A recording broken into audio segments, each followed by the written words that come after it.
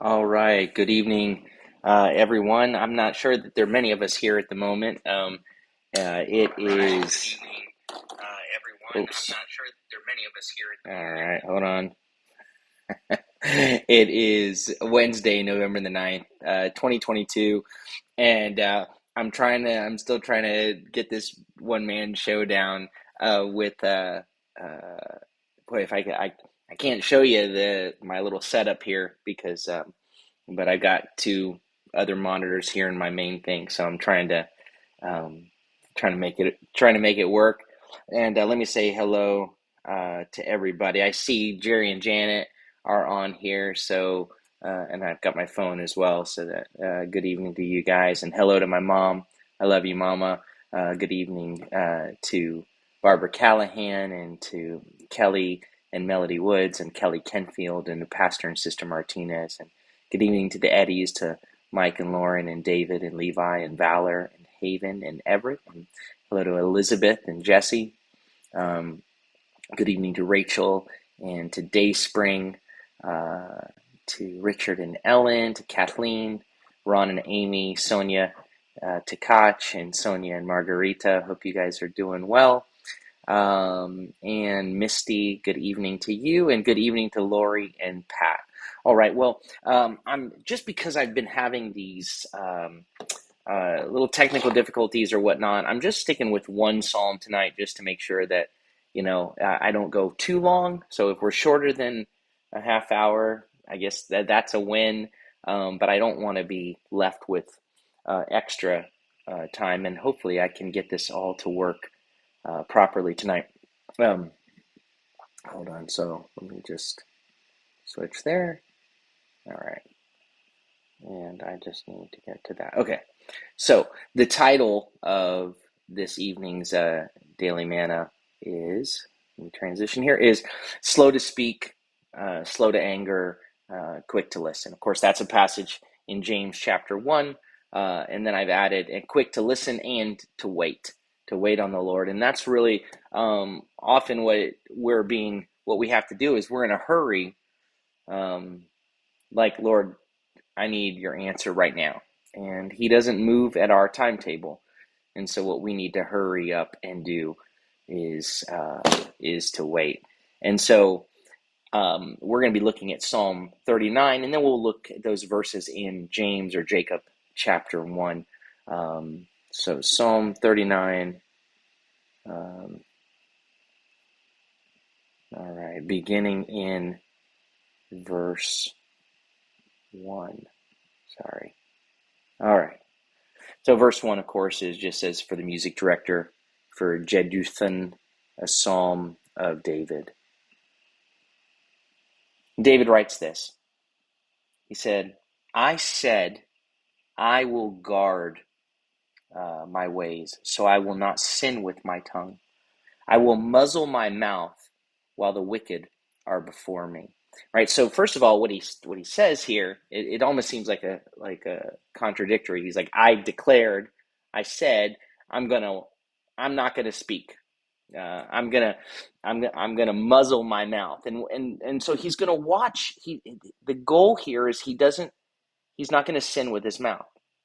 He's not going to sin with what he says. He's gonna guard his way. He's gonna guard his path.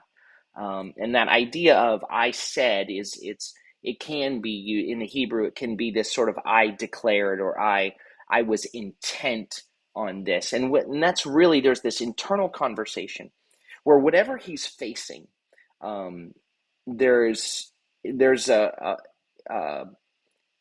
there has to be this determination for him if he's saying I'm not going to sin with my mouth, right?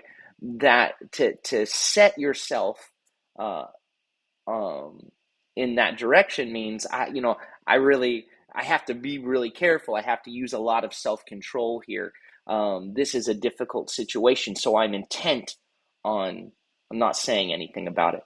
And then he says, to the point where I'll muzzle my mouth while the wicked are before me. I said I'll muzzle my mouth while they're in front of me. And so, while they're revealed to me, right? And so you have this if you have to muzzle yourself, that just tells you how hard it is at this moment to keep uh, it, what he wants to say, to keep it in.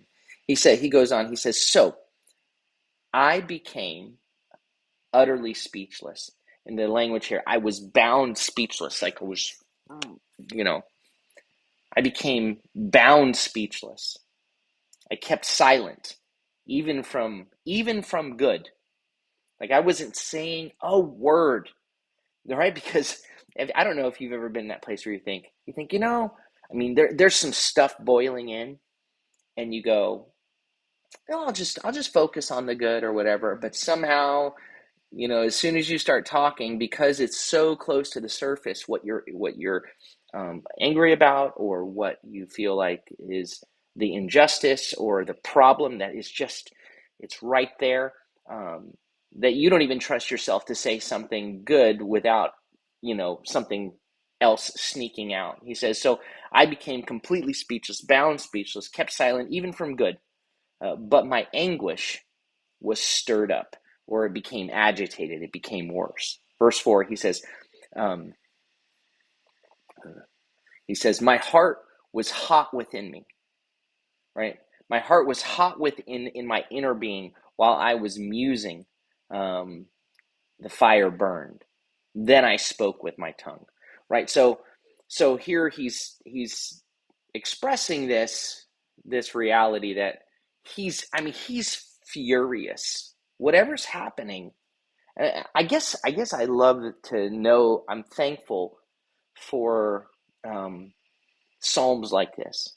I'm thankful for psalms um, that we can identify with in the weakness of our humanity.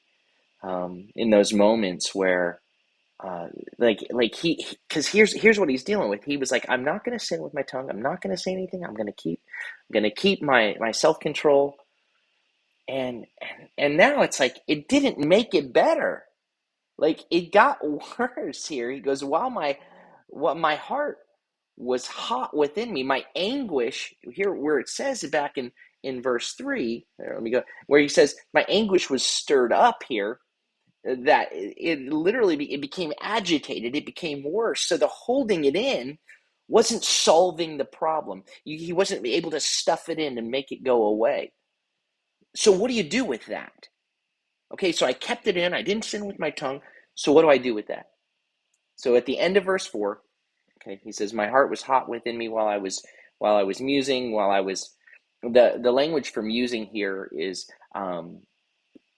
it's in the word is bahagigi, which is in my groaning, in my sighing. And in one of the related languages, in Akkadian, the same word means to imagine seeing. So right, so that there's this idea.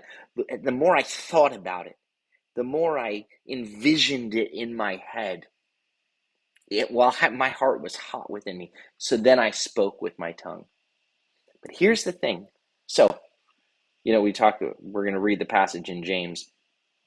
Be slow to speak and slow to become angry. Well, he's slow to speak, but he's angry and quick to listen. Well, when he speaks, rather than speaking to his enemy, right, he spoke to the Lord.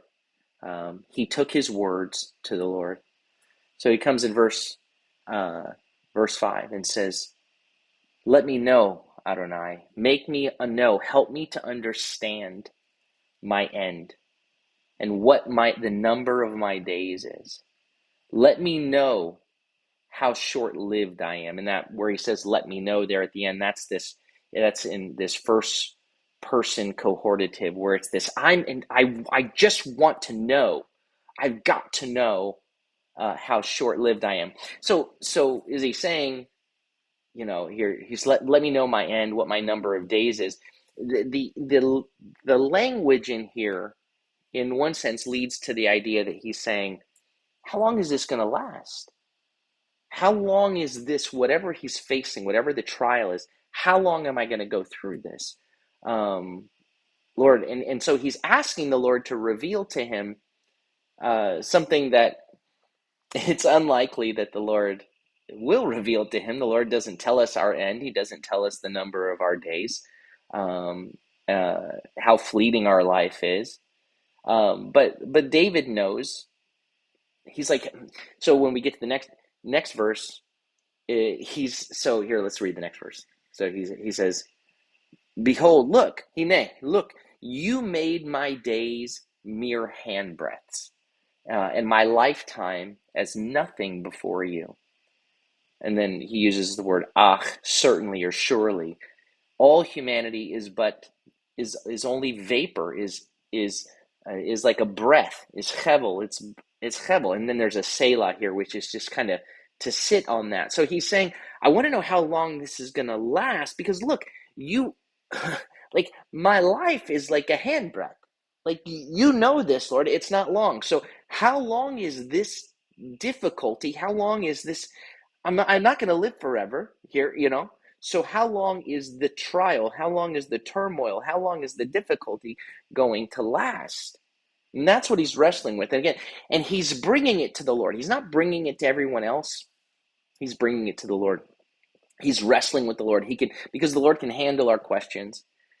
And so he's saying, how, in light of how short my life is, uh, how long is this all going to last? Because even when it seems like, like we're strong or self-assured, we're our life is little more than a breath. And he goes, so the next verse 7, he says, everyone goes about as a mere phantom, or surely, it says everyone goes as a mere phantom. Literally, it says, it gives ach again, surely, it's like a shadow does each man walk. Each of us walks around, and it's like we're a shadow. We're here and then we're gone. Verse 8. Oh wait, that was not the end of verse 7. Sorry. As a mere phantom, it says, surely they are making an uproar in vain, heaping up stuff, yet not knowing who will gather it. So man is a mere shadow, a mere phantom, as he's walking around to and fro. He's bustling about. But it's all in emptiness. He's heaping up things. He's heaping up wealth. What's he going to do with it? Again, this imagery of you don't get to take it with you. All the stuff that we spend, all of our time, all of our energies, all of our emotional energy and our physical energy, focusing on, and it doesn't last. It doesn't last. So he says, certainly, surely, it's all a waste. They're all making an uproar. They're in for nothing, heaping up stuff. They don't know who gets it, who's going to gather it. And so verse 8 says, and now, Lord, now my master, what do I wait for? Right? What is my hope? What is my expectancy? And then the answer, my hope, it is in you. Like what you can't see in the English here, where it says my hope is in you, is this emphatic. It says my hope is to you. It is in you. Like there's this emphatic. That's the only thing I can hope for. My hope isn't in stuff. My hope isn't in people.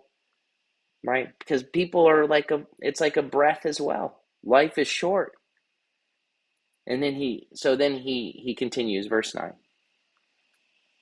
He says, deliver me, rescue me, extricate me, snatch me out from all my transgressions. And the word for transgressions is pesha, which is rebellion, my guilt. Do not make me the scorn of a fool. Don't let me be an insult, someone's joke. Verse 10. He says, I'm speechless. I've become speechless. Again, now verse 10, it uses this language, I'm bound speechless. The basic sense is to have his lips tightly closed. I am speechless, not opening my mouth, for you have done it. Ki ata, because you yourself have handled this, have done this. So now he's taking it to the Lord, and then he's brought it before the Lord. He's laid it before the Lord. And what can he say? I've put it in your hands. My hope is in you. You're all that I've got. I'm counting on you. It's you that I need to do anything. right? So in his silence, he was deeply disturbed, and he feared that he might say something disrespectful maybe to the Lord. And now he realizes that this circumstance, what he's going through, is the Lord's doing. And so once he realizes that, Lord, it's you, that you're doing a work here, then he willingly accepts it. But he asks mercifully, or he asks for the Lord's mercy here in verse 11. He says, remove your scourge from me, right? Take this affliction from me. I perish, or I'm brought to an end by the blow of your hand. Verse 12, with rebukes, right? And this word for rebukes is to chasten. That word to when the Lord comes and reasons with us, when it says in Isaiah 118, come, let us reason together. That's this language for used here for rebuke. So with rebukes, you correct me, you chasten me, you admonish me, you discipline one for iniquity. And you consume like a moth what he finds pleasure in. Surely all humanity is but a vapor, right? So there's this picture of the fact that in the Lord's discipline, he chastens us over when we get twisted up, when we get off track. And the thing that we are in pursuit of, the things that we are in, that basically become idols in our lives, he consumes that stuff up like a moth. All of this, he says, it's all a vapor. It's all hevel. Verse 13, hear my prayer, Adonai, and listen to my cry. Do not keep silent at my tears, for with you I am an outsider, a sojourner, as all my fathers were. So this language here where he says, I'm an outsider, I'm a sojourner, in the ancient world, when you traveled, if you were, if you didn't know anyone where you were at, you really relied on people for hospitality. So when you're in a place where there's no family, there's no relationships there, it's challenging. And so what he's struggling with here is this sense that I have become an outsider with you. I feel like he's feeling a distance in the relationship with God, and as he's wrestled with this thing. So what can often happen, look, just to come to a place of practicality for us, is that we can walk around feeling somehow victimized, feeling like we have been done wrong. I've been done wrong, or we've been mistreated. We may have been, I don't know. But in this psalm, he's like, you know what? I was so angry, and I was like, I'm not going to sin with my mouth while my enemies are before me, and I'm going to keep it inside. But the longer I thought about it, the angrier I got, and so then I opened my mouth and I brought it to you. And then as he's dealing with the Lord, what becomes evident to him is that the Lord has allowed this thing to happen. That this is actually a rebuke. This is actually a correction from the Lord. This is the discipline of the Lord. And so he recognizes this distance. So sometimes we can find ourselves in this place of anger. And if we act out in that, and we're overflowing in that anger rather than being slow to anger, we may not recognize that the thing that we're facing is something that the Lord is trying to bring to our attention, something about us, something that he wants to work on in us. And we can spend our lives saying, that's the problem, that's the problem, that's the problem. And the Lord is trying to get our attention that there's a problem here. And so David comes to the place where he now has recognized he's facing the discipline of the Lord. And so he prays, listen to my cry. Don't keep silent. Because I've become an outsider. I feel far from you, a sojourner, like an immigrant, basically, as all my fathers were. Verse 14, he closes with this: turn your gaze away from me, so I may smile again before I go and am no more. And so this gaze, what he's feeling the heat of is the discipline of the Lord. And so he asks mercifully for the Lord to like, the language here is to to turn your gaze away is to, it has more to do with almost like a smooth, like, please don't look upon my sin anymore. Please, like, please, there's this desire that it'll be covered over. He says, so that I may smile again. Because if the Lord, if this discipline stays focused on that, he goes, then I'm just gonna, then I'm no more. And so the beauty of this psalm is it deals with us in our in the emotions that we feel, but it doesn't just make us all like. Sometimes David very well, he is the victim in certain circumstances. He has been mistreated in certain circumstances. He has been wronged, but not always. Not always.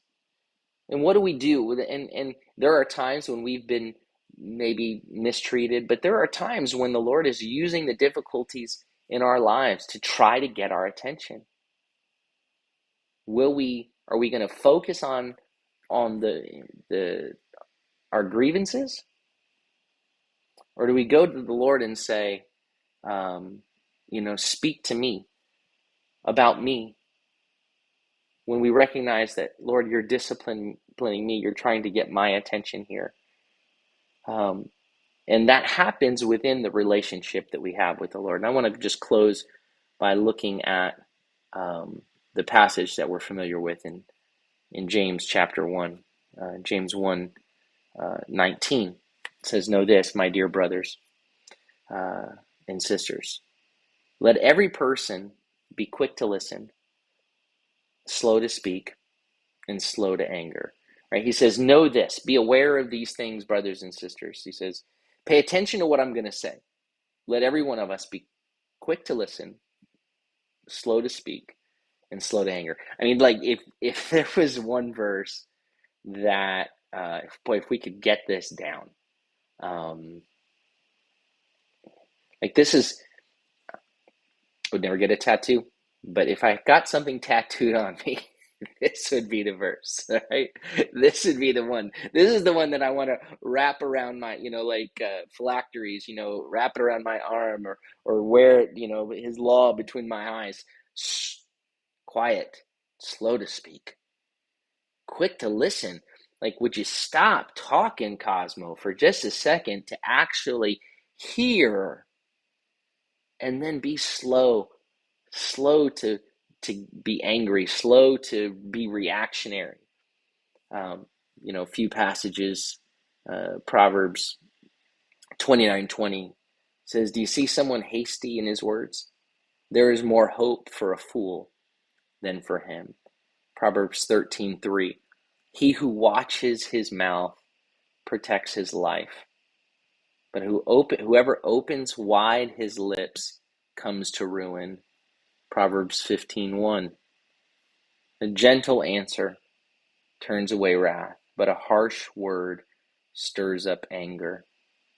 Right? Why do we feel like when someone's angry and intense, that the proper response to them is more anger or greater intensity? Yeah.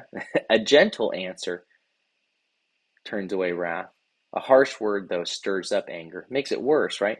And then, of course, Matthew 12:36, Yeshua says, I tell you that on the day of judgment, men will give account for every careless word they speak. So here, when James writes this, he's not simply giving us a proverb that's good advice for life in general, right? This is be slow to speak, like David saying, I'm not gonna just, when I was angry, I wasn't gonna just blurt it out. But the place that we can take it to is the Lord. In the context of what James is saying, he's very much focused on what he just had written in verse 1, chapter 1, verse 18, about the word of truth, from which we've been brought forth. James 1:18 says this. It says, by God's will, he brought us forth by the word of truth, so that we might be a kind of first fruits of all he created, right? So we have been brought forth by his word, right? We've been created by what he has spoken. And so we are the first fruits for all that he has created. So So it's basically slow down and be quick to listen to the word of truth, right? Be slow to speak, be slow to wrath, and quick to listen, because God has brought us forth by His word. And so later in the book of James, of course, he'll deal more specifically uh, with our speech, and our anger. But here it just kind of opens up. He goes, because he says, um, so know this, my dear brothers and sisters, let every person be quick to listen, slow to speak, and slow to anger, because human anger does not produce the righteousness of God. Right? We're to be slow to anger. Why? Because God is slow to anger. God Himself is slow to anger. Um, and so when we're quick, our human anger does not bring about God's righteousness. Right? So, you know, the uh, the Lord Himself brings about He's slow to anger, but He eventually, when injustice continues, He'll deal with it. And we have to leave that for Him to deal with, right? Is even though our anger, our wrath may may be what looks like justice, it doesn't bring about divine justice, right? It doesn't reflect the righteous character of God, and it doesn't accomplish what God would regard as true righteousness, right? So when you or I experience, right, we especially get angry when we feel we've been unjustly treated. Um, when something affects us, we tend to feel it more. It's like it's like we kind of rotate chores in our house, um, for periods of time. So Rafi, who's our youngest, he's over the last probably year now, dishes have been his chore. Maybe 8 months. I don't know. It's been a while. Uh, Doing the dishes has been his chore, and once it became his chore, he began to become acutely aware of when people didn't rinse off their dish, at least before putting it in the sink, or how many people would just put their stuff in the sink. When he was doing that and it didn't affect him, he never got angry about it. But once it affected him, and I'm mentioning it about him, but with all of our kids and with all of us, it's as soon as something inconveniences me, something affects me, that all of a sudden I become, a righteous indignation about this injustice or whatever that I'm facing.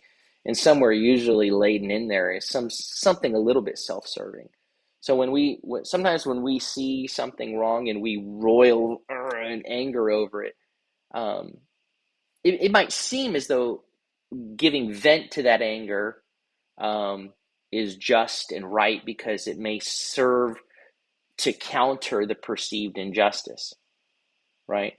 Um, but it, what ends up happening often, if history is any guide, is we end up doing it, we overcorrect. And then when we're acting out of our anger, out of our wrath, because how it affects us, there are new sets of injustices that are being replaced, that are simply replacing old injustices, right? Because we are so naturally self-serving, and our anger, the human anger, is so self-centered.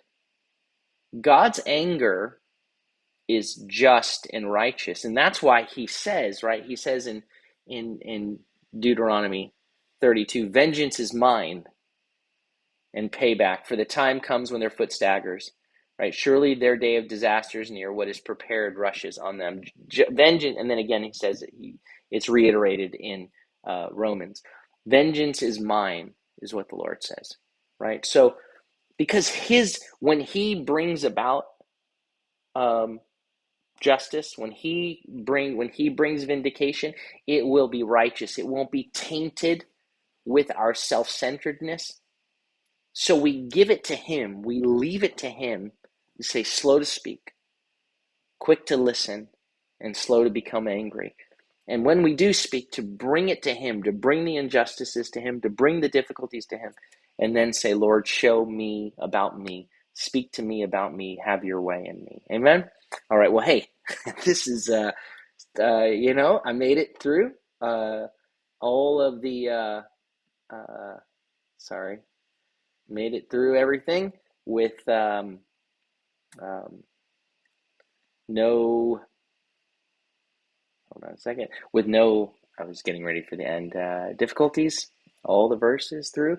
Hopefully, I'll be able to continue to do this for these next days, and we're past some of the technical difficulties. But anyway, let me say hello to anybody that I missed. Good evening to Elizabeth again, and I said hello to a bunch of people that I knew would be on here. And so I already said hi to you guys, but I'll say hello again to Ron and Amy, and to Rachel, and to um,